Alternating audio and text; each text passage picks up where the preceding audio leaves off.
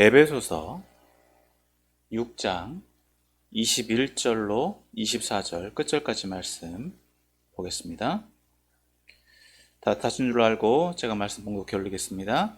나의 사정 곧 내가 무엇을 하든지 너희에게도 알리려 하노니 사랑을 받은 형제요 주 안에서 진실한 일꾼인 두기고가 모든 일을 너희에게 알리리라. 우리 사정을 알리고 또 너희 마음을 위로하기 위하여 내가 특별히 그를 너희에게 보내었노라.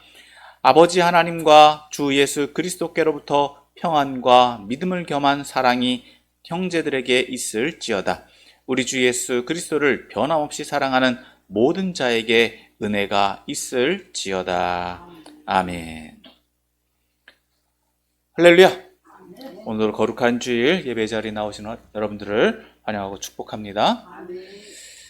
오늘 이제 에베소서 말씀 15번째 시간이고 이제 에베소서 말씀을 이제 마무리합니다.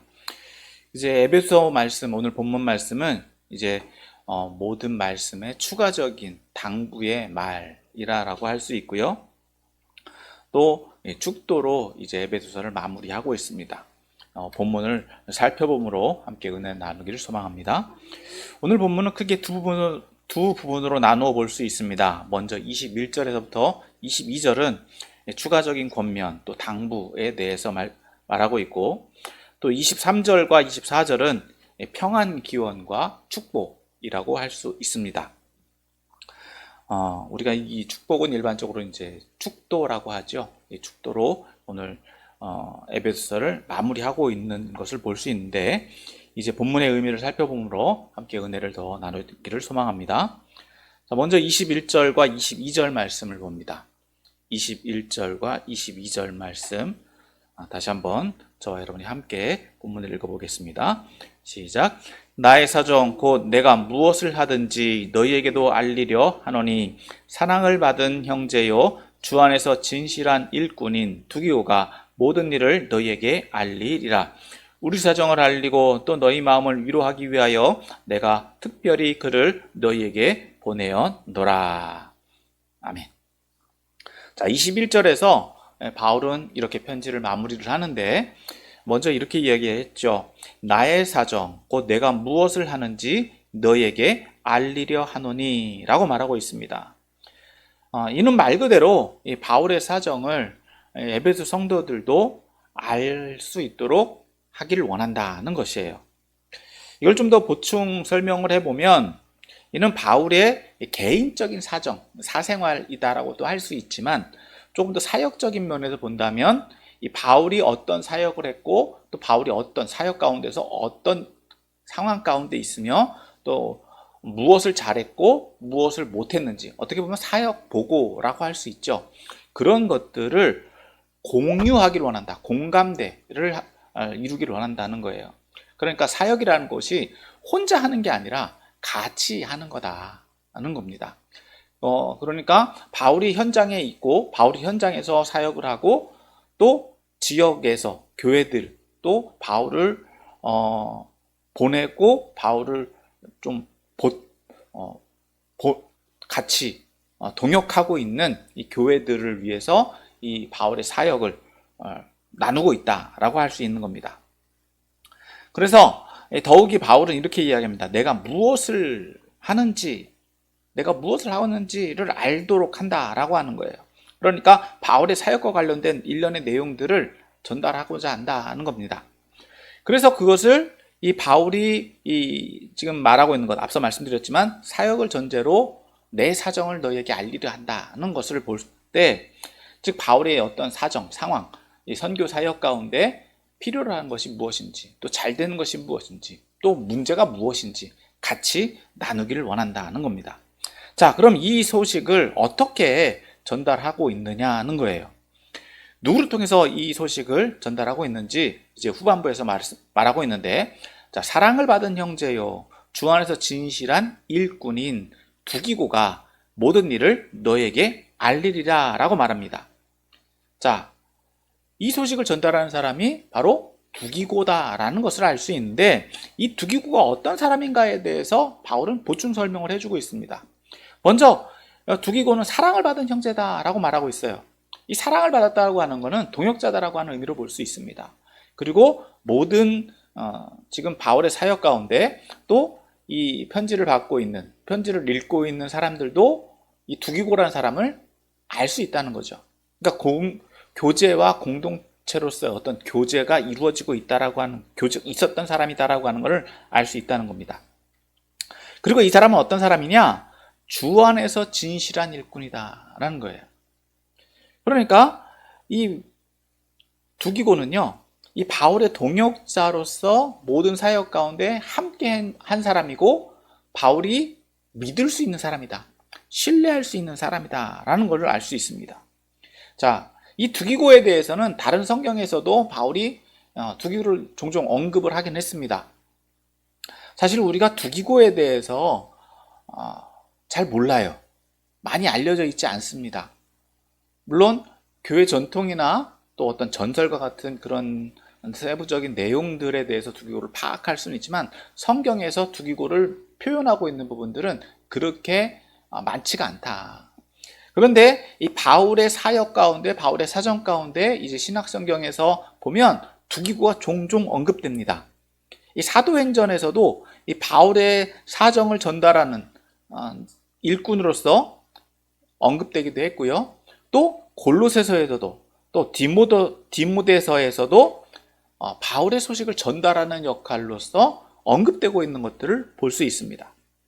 그렇기 때문에 이 디모데는요, 디모데의 주된 역할은 무엇이냐? 소식을 전달하는 사람이다라고 하는 것을 알 수 있어요. 그래서 22절에서는 이렇게 이야기합니다. 우리 사정을 알리고. 그러니까 선교 보고하는 일을 주로 담당했던 사람이다 라고 볼 수 있습니다. 자, 그런데 이 전달만 하는 역할만 했겠느냐는 거예요.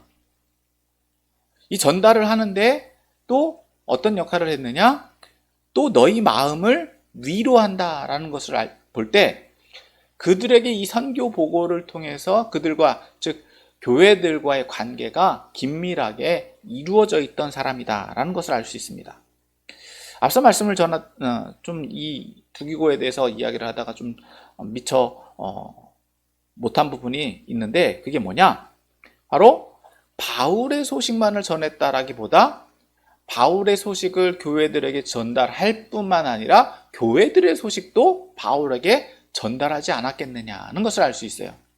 그러니까 이 두기고는요, 바울에게 있어서 어떤 역할을 하고 있다? 굉장한 신뢰를 얻고 있는 역할, 그리고 바울의 소식과 바울의 사정과 선교 사역을 잘 알고 있는 사람이다라고 하는 거예요. 우리가 잘 알다시피 어떤 사실을, 어떤 내용을 전달하는데 있는 그대로 전달하는 게 참 어렵습니다. 쉽지 않아요. 그리고 그것을 표현하더라도 우리가 이런 말을 종종 하잖아요. 아 다르고 어 다르다. 똑같은 상황이더라도 그 내용과 전달력이 어떠하냐에 따라서 그 의미와 또 그 상황이 달라질 수 있다라는 것을 알 수 있어요. 그런데 이 두기고는요, 그 역할을 잘했던 사람이다라는 것을 우리는 알 수 있습니다. 앞서 말씀드렸다시피 이 바울에 의해서 소식 전달하는 역할을 누가 했다고요? 두기고가 했다라는 거예요. 두기고가 그렇게 그 역할들을 많이 했기 때문에 두기고는 이 바울에 의해서 이런 소식 전달을, 선교 보고하는, 또 증거하는 역할들을 잘했던 사람이다라고 알 수 있습니다.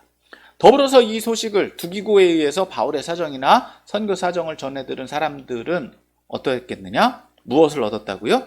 위로를 얻었다. 위로가 되었다라고 말하고 있어요.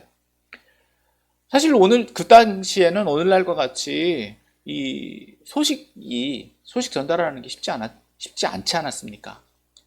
그러니까 편지에 의해서 타인에 의해서 이 소식을 전달하고, 또 그 소식을 전달하더라도 제대로 전달하는 것이 쉽지 않았는데, 이 두기고는 그 역할들을 잘 했고, 더불어서 그 소식을 전해들은 바울도 또한 두기고에 의해서 위로를 받았을 가능성들이 있다라는 것을 볼 때, 이 두기고를 통해서 어떤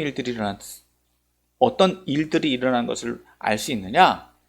교회들, 즉 바울을 통해서 세워진 교회들과 바울의 소식을 들은 교회들이 위로를 얻는 일들이 있었고, 더불어서 바울도 또한 위로를 얻는 일들이 있었다. 그러니까 두기고는 중간 전달자로서 그 사역, 공동체를 세워가는 역할들을 잘 감당했던 인물이라는 것을 알 수 있습니다.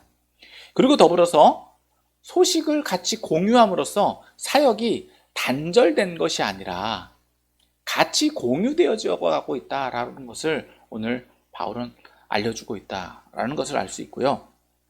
또 바울이 추구했던 것이 바로 이와 같은 일이라는 거예요. 교회가 사역을 혼자 하는 것이 아니라 함께 동역하는 것이다는 것을 말해주고 있는 것을 알 수 있습니다. 자, 그래서 이 바울은 두기고를 어떻게 보냈다고요? 내가 특별히 그를 너희에게 보내었다. 특별히 보냈다라고 말하는 거예요. 다른 사람 인편에 편지를 보낼 수도 있는데 관계를 조금 더 바울 곁에서 친밀한 관계를 유지하고 있는 사람을 보냄으로써 그 교회에 얼마나 관심을 갖고 있는지, 얼마나 큰 그 관심과 애정을 갖고 있는지를 표현해주고 있다는 것을 알 수 있어요. 자, 이제 23절과 24절 말씀, 두 번째 말씀을 봅니다.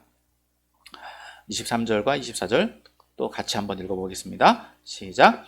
아버지 하나님과 주 예수 그리스도로부터 평안과 믿음을 겸한 사랑이 형제들에게 있을지어다. 우리 주 예수 그리스도를 변함없이 사랑하는 모든 자에게 은혜가 있을지어다. 자, 23절과 24절에서는 이제 평안과 축복을 하고 있죠. 23절은 마지막 작별 인사라고 할 수 있어요. 그 작별 인사를 어떻게 하고 있습니까? 평안을 기원하고 있습니다. 자, 아버지 하나님과 주 예수 그리스도로부터 평안과, 즉 이 평안은 누구로부터 온다고요? 하나님으로부터 오고 예수 그리스도부터 나오는 것이다 하는 거예요. 그 평안을 너희가 받기를 원한다, 있기를 원한다 라고 말하는 거예요. 그런데 여기서 이 평안은요, 일반적인 평안이라기보다 하나님으로부터 나오고 예수님으로부터 나오는 것이기 때문에 이 평안은 하나님과 인간을 화해시킨 평안이다라고 하는 거예요. 그러니까 이 평안은 무엇이라고 할 수 있느냐? 하나님의 선물이다라고도 할 수 있습니다. 그러니까 이 하나님의 선물인 평안은 누구를 통해서 구체화되었습니까? 예수 그리스도를 통해서 구체화되었어요. 하나님과 인간 사이의 불화한 사이, 이 죄를 누구를 통해서? 예수 그리스도 통해서 해소시켜 주셨다. 그러니까 이 평안을 누리는 것은 누구와 함께 함으로써? 예수님과 함께 함으로써 누릴 수 있는 것이다 하는 거예요. 더불어서 무엇이 함께 임하기를 원한다고요? 믿음을 겸한 사랑. 그냥 사랑이 아닙니다. 믿음을 겸한 사랑. 그러니까 사랑도요, 누구로부터 나왔다고요? 하나님으로부터 나왔습니다. 하나님이 먼저 우리를 사랑하신 것인데, 이 사랑이 무엇을 겸하고 있다고요? 믿음을 겸하고 있다. 누구를 통한 믿음? 예수 그리스도를 통한 믿음. 그러니까 예수님이 사랑이시다라는 거예요. 그 사랑이 누구를 통해서? 예수님을 통해서, 믿음을 통해서 우리가 그 사랑을 함께 나누기를 원한다, 얻기를 원한다.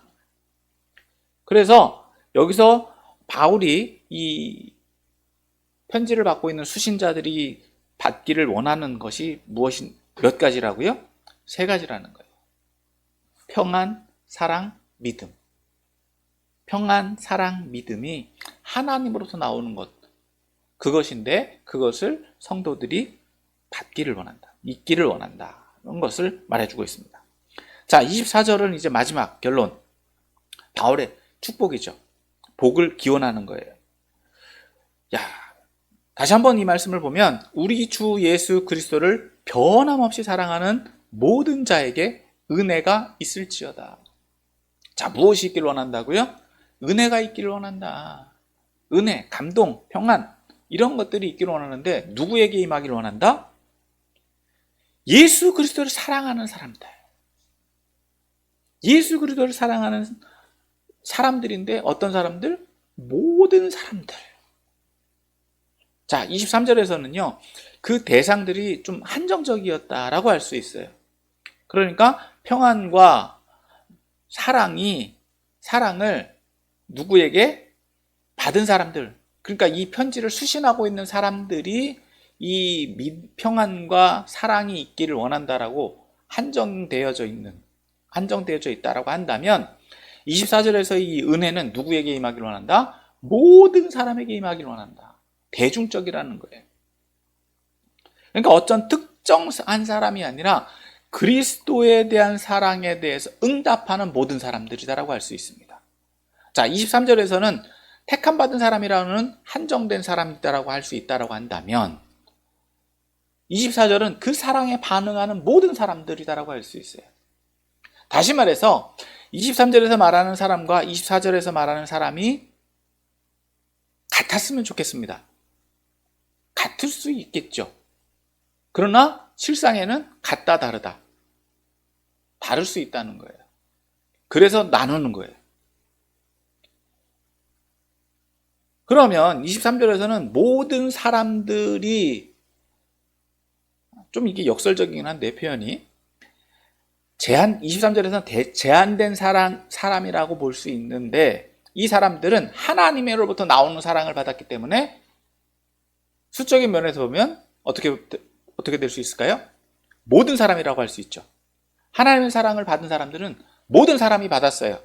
그런데 반대로 24절에서는 모든 사람이 은혜를 받기를 원하지만 반응하는 사람들은 그 사랑을 받은 모든 사람이 반응할까요? 모든 사람이 반응하지를 못한다는 거예요.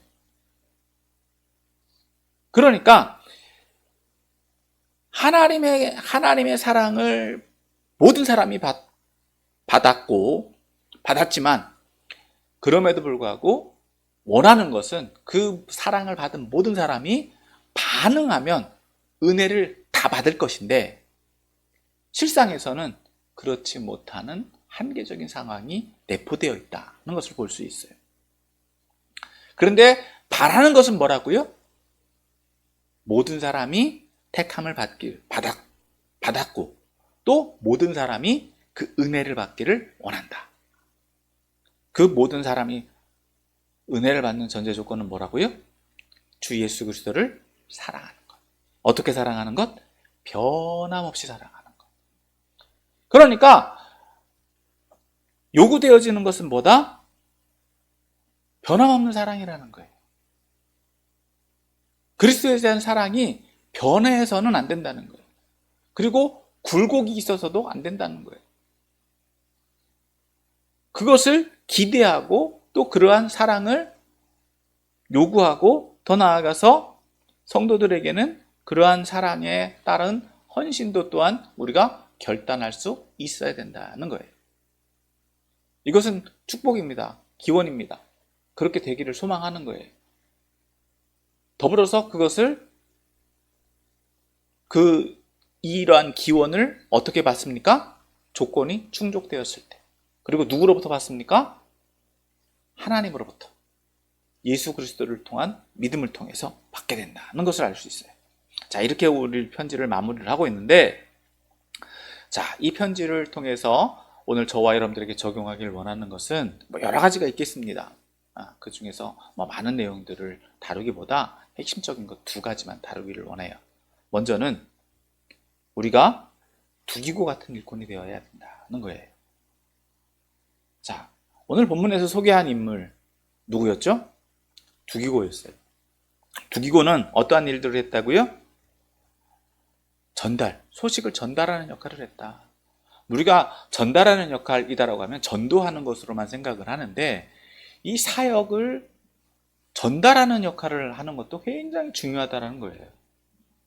교회와 교회, 성도와 목회자, 또 성도와 선교지를 연결해주는 역할들을 하는 이 일종의 목회적인 역할, 선교 전달자적인 역할, 선교 동원가적인 역할을 하는 이 역할도 굉장히 중요하다라고 하는 거예요.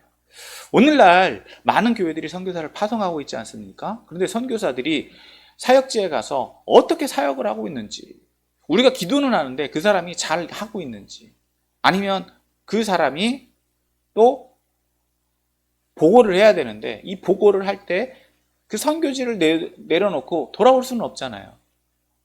그러니까 그 중간에서 함께 동역하는 인물들 가운데서 현장에서 있는 상황들을 실제 우리가 교회들, 파송한 교회들에 와서 보고할 필요도 있다라고 하는 거예요. 가장 좋은 것은 무엇이겠습니까? 선교사가 직접 와서 선교를 보고하는 게 굉장히 더 현장감이 있고 현실감이 있고 자신의 내용을, 자신의 어떤 좋은 점과 또 나쁜 점, 장단점, 그리고 필요를 정확하게 이야기할 수 있잖아요. 그러나 그 대행하는 중간의 전달자 역할도 굉장히 중요하다라고 하는 거예요. 이 역할을 하는 것이 어떤 역할이 된다고요? 위로의 역할이 된다는 거예요. 누구에게도, 선교자에게도, 선교사에게도 위로가 되고 교회에도 위로가 된다는 겁니다. 이처럼 두기고에게 그럼 요구되었던 것은 무엇이었겠습니까? 신뢰예요, 신뢰. 믿을 수 있는 사람이었다라고 하는 거예요. 선교사에게도 믿을 수 있는 사람이었고, 즉 바울이 현장에 있는 사람이잖아요. 그러니까 현장에 있는 사람에도, 현장에 있는 이 바울에게도 믿을 수 있는 사람이고, 또 누구에게도, 파송한 교회에도 믿을 수 있는 사람이었다라고 하는 거예요. 왜? 중간에 있는 사실을 중간에서 얼마든지 왜곡할 수 있고요, 얼마든지 잘못 전할 수 있고요, 어떤 경우에는 과장할 수도 있고요, 어떤 경우에는 축소할 수도 있어요. 그런데 있는 사실 그대로 정확하게 전한다라고 하는 것, 굉장히 중요한 역할이에요. 사실 오늘날 언론이나 신문이나 방송들도 있잖아요. 각자의 어떤 관점에 따라서 사실을 전달합니다. 그러니까 똑같은 사실도 관점에 따라서 달라져요. 그래서 왜곡도 일어나고요, 분파도 생기고요, 분열도 일어나요. 그래서 있는 사실 그대로를 전달하는 게 얼마나 중요한 것인가. 그 역할이 굉장히 중요해요. 그런데 두기고는 그 일들을 잘 수행했다라고 하는 것을 알 수 있어요. 오늘날 저와 여러분들이 이런 소식을 전달할 때 굉장히 중요해요. 아무에게나 함부로 남의 비밀을 전달할 것이 아니라 있는 사실 그대로를 정확하게 이야기하고 정확하게 전달할 수 있는 능력이 오늘 저와 여러분들에게 필요한 줄 믿습니다. 그리고 해야 될 말과 하지 말아야 될 말을 분별할 수도 있어야 돼요.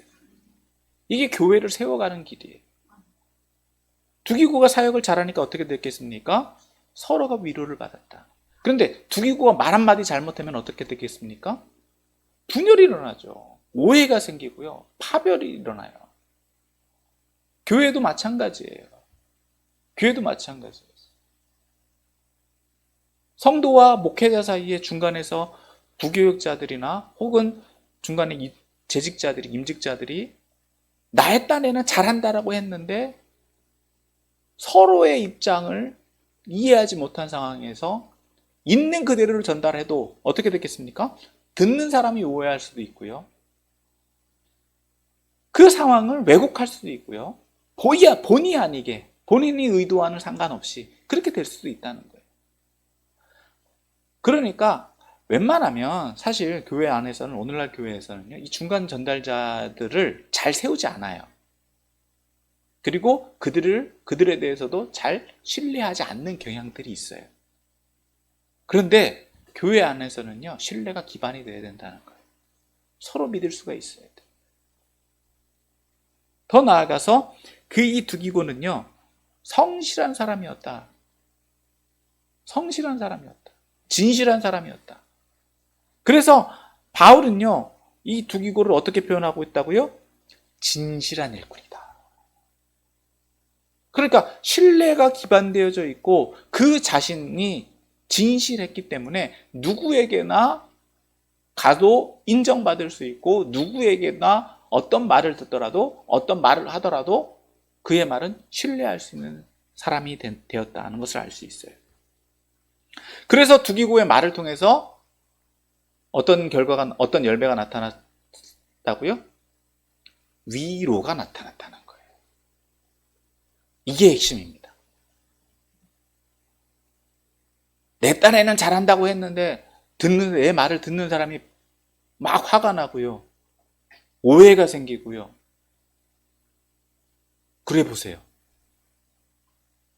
그리고 그거는 뭡니까? 듣는 사람이 문제입니까? 말하는 사람이 문제입니까? 듣는 사람이 문제라고 하기보다는 말 전달하는 사람이 문제인 가능성이 크죠. 그러니까 말하는 사람이 얼마나 중요한가라는 걸 알 수 있어요. 오해가 있던 것도요, 오해를 풀어줘야 돼요. 그게 위로의 사람이에요. 근데 대다수의 사람들은요, 나는 그런 의도로 얘기하지 않았어 라고 하면서 듣는 사람을 이상하게 만드는 경우들이 많아요. 그러니까 말하는 사람이 얼마나 중요한가. 그러니까 말을 잘해야 돼요. 전달을 잘해야 돼요. 그리고 함부로 해서도 안 돼요. 그리고 사역자들, 오늘 저와 여러분들이 이러한 사역자의 위치에 섰을 때 또 전도의 역할을 할 때도요, 어떤 역할이 되어야 된다고요? 위로자의 역할이 되어야 되는 거예요. 전도라는 것은 다른 게 아닙니다. 위로예요. 상대방을 통해서 막 노함이 일어나고 분쟁이 일어나고 분열이 일어나는 거는요, 전도가 아닙니다. 그건 싸우자는 거예요. 안 믿는 사람들은 싸우려고 대드는 경우들이 있어요. 전도 대상자들은. 그러더라도 전도자들은 어떻다? 그 사람과 논쟁이나 토론이나 분쟁을 할 것이 아니라 그 사람의 부족함과 그 사람의 연약함을 위로할 수 있어야 돼요. 그것을 분별하는 분별력이 필요합니다. 무조건 가르치려고 해서도 안 되고요. 그 사람이 무엇이 약한가, 무엇이 부족한가, 그것을 위로해 줄 수 있는 위로자의 역할이 되어야 된다는 거예요. 다시 말해서 이것은 예수님이 사역한 예수님의 역할과도 맞닿아 있어요. 예수님도 우리에게 사랑을 베풀어 주심을 통해서 우리가 무엇을 얻었습니까? 위로를 얻었잖아요. 화평을 얻었잖아요. 그래서 이게 우리에게 필요한 것이, 우리가 해야 되는 역할 중에 하나가 바로 이런 위로의 역할이다 는 것을 알 수 있고요. 또 두 번째 적용할 것은 우리가 마지막에 다뤘던 것, 그리스도의 사랑이, 그리스도에 대한 사랑이 변함이 없어야 된다는 겁니다. 여러분, 옛날 영화 가운데 이런 대사가 있어요. 사랑이 변하냐? 라는 대사가 있는데, 변하나요? 변하지 않나요? 자, 변하지 말아야 되는데 변하죠. 그럼 그건 사랑일까요? 사랑이 아닐까요? 사랑이긴 사랑이죠. 사랑했던 건 맞죠. 근데 그때는 맞고 지금은 틀리다. 그러니까 문제는 뭐냐? 그 사랑이 거짓이 아니기 위해서는 그 사랑이 유지돼야 된다는 거예요. 물론 그때는 맞아요. 근데 지금은 틀려요. 그러면 무엇이 문제입니까? 그때는 맞았지만 지금은 내가 어떻다는 거예요? 바뀌었다는 거죠. 지금 내가 죄 가운데 있다는 거예요. 그러니까 이전의 사랑도 어떻게 될 수 있다? 오염될 수 있다는 거예요. 왜? 지금 모습 때문에 그 사랑도 어떻게 될 수 있다? 앞서 말한 것처럼 거짓 사랑, 왜곡된 사랑, 진짜 사랑이 아니게 되는, 아니었던 것처럼. 물론 그 당시에는 진실했다는 거예요. 진실했어요. 그건 변함이 없어요. 그건 바꿀 수 없어요. 하지만 어떤 계기, 어떤 상황, 어떤 조건에 따라서 내가 현재 상황이 바뀌었다. 물론 우리는 얼마든지 변명할 수 있어요. 어떤 상황이 있었고 어떤 계기가 있었다. 합리적이죠. 그러나 그 사랑을 유지하는 것, 그것을 변함없이 지켜가는 것이 내가 어떻다고요? 내가 받은 사랑에 대한 내 사랑, 내가 받은 사랑을 거짓되지 않게 하는 것이라는 거예요. 그러니까 내가 예수님을 선택했다. 우리는 그렇게 생각을 합니다. 그렇죠? 그런데 누가 먼저 사랑하셨다고요? 하나님이 나를 먼저 사랑하셨다. 그 사랑도 변하면 될까요? 안 될까요? 변하면 안 되죠. 그 사랑은 변한 적이 없어요. 변할 수도 없어요. 문제는 그 사랑을 내가 깨달았을 때 우리에게 무엇이 들어온다고요? 믿음이 생기는 거예요. 그 사랑에 반응해서. 그러니까 사랑과 믿음은 뗄래야 뗄 수 없는 관계를 가지고 있습니다. 그러니까 믿음이 있다라는 것은 무엇이 있다는 것을 의미한다고요? 사랑이 있다는 거예요.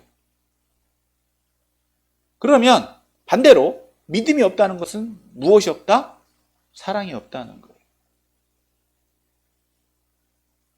그러니까 하나님과의 관계, 예수님과의 관계에서 내가 진실하냐, 거짓되냐라는 것은 내가 지금 하나님과의 관계가 어떠냐를 보면 알 수 있다는 거예요.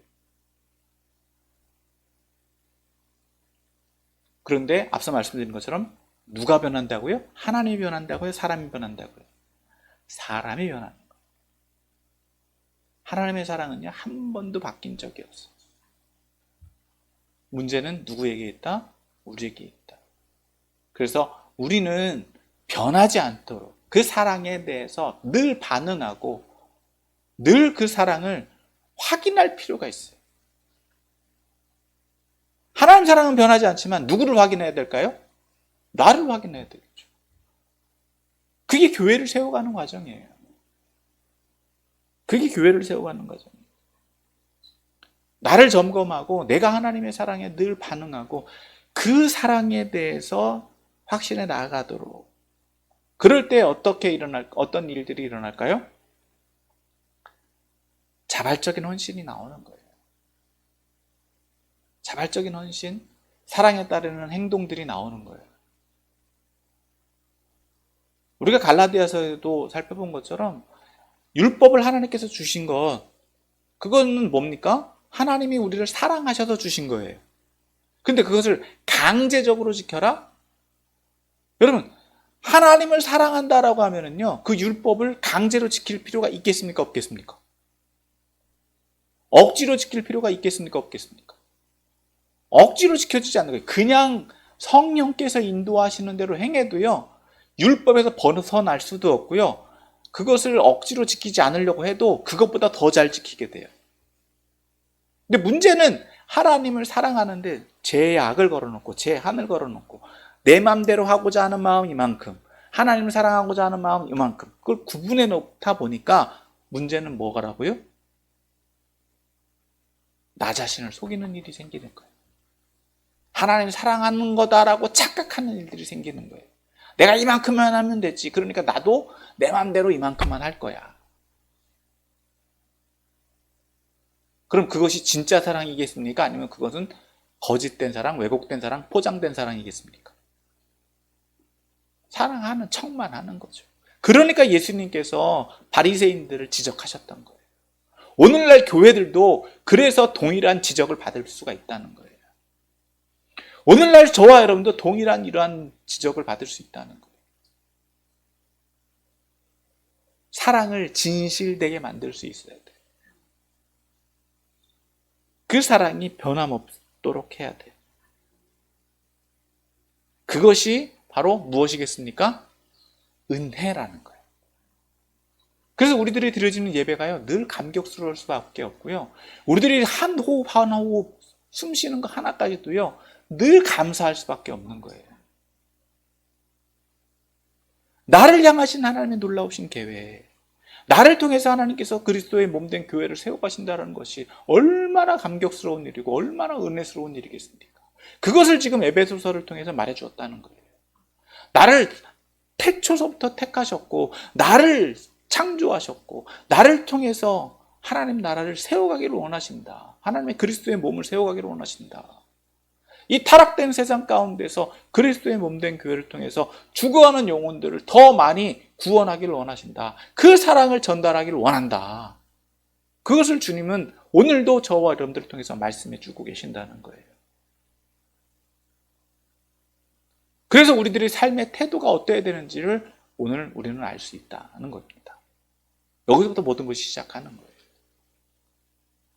그러므로 오늘 말씀을 정리하면서 저와 여러분들이 어떻게 살아가야 되는지, 매주일 우리가 예배를 드리잖아요. 매주일 우리가 예배를 드리는 이유는 뭐냐? 우리가 예배는 매일 드리는 거예요, 사실은. 우리의 삶에서.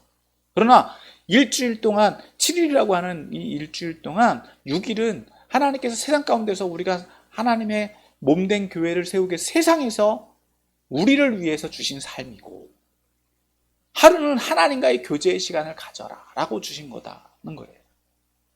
이 시간을 통해서 우리가 육체적으로 힘을 얻을 뿐만 아니라 또 재충전, 하나님의 말씀을 듣고 그리스도의 관계를 통해서 또 하나님 나라를 위해서 내가 무엇을 할 것인가, 또 육체적으로 또 하나님이 원하신 것들, 미처 못한 것들, 그것들을 충전, 재활용하는 시간, 주님과 안식하는 시간이다라고 하는 거예요. 그래서 우리가 예배를 드리는 거예요. 그러니까 이 예배가 얼마나 소중한가. 사실 시간적으로 보세요. 일주일 동안에 1시간이잖아요. 1시간. 사실 똑같아요. 시간적으로는 똑같이 살아가요. 그렇지만 우리가 여기에 있든 밖에 있든 우리가 하나님과 교제하는 시간은 동등해야 돼요. 우리가 모여서 예배를 하든 밖에 흩어져 있든 우리들의 신앙의 믿음의 척도는요, 우리가 하나님 사랑하는 그 시간만큼은 똑같아야 된다는 거예요. 그리고 더불어서 그럼에도 불구하고 우리가 하는 사역은요, 그리스도의 몸이기 때문에 우리가 하는 사역은 다른 교회들 또 혹은 우리 교회에게 주어진 사명만큼 충실하게 감당해야 된다는 거예요.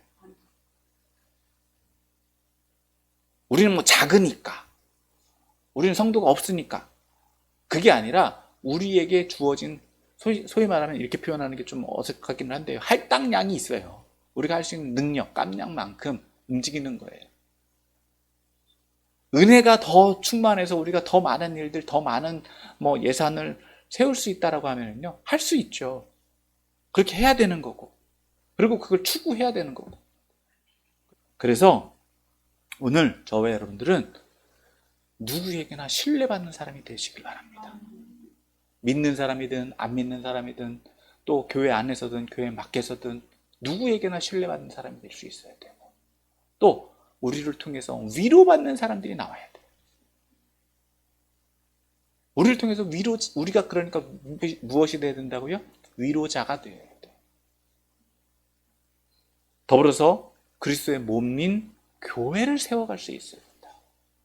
그러기 누가? 내 몸이 서야 되고, 우리 가정이 서야 되고, 우리 공동체가 서야 되고, 우리 교회와 또 다른 우리 지역 교회들, 우리 또 지방의 또 총회들, 또 그 외에 기독교 공동체들이 다 같이 살아야 돼요. 그런 일들을 감당할 수 있는 저와 여러분들이 다 되시기를 예수님의 이름으로 축원합니다.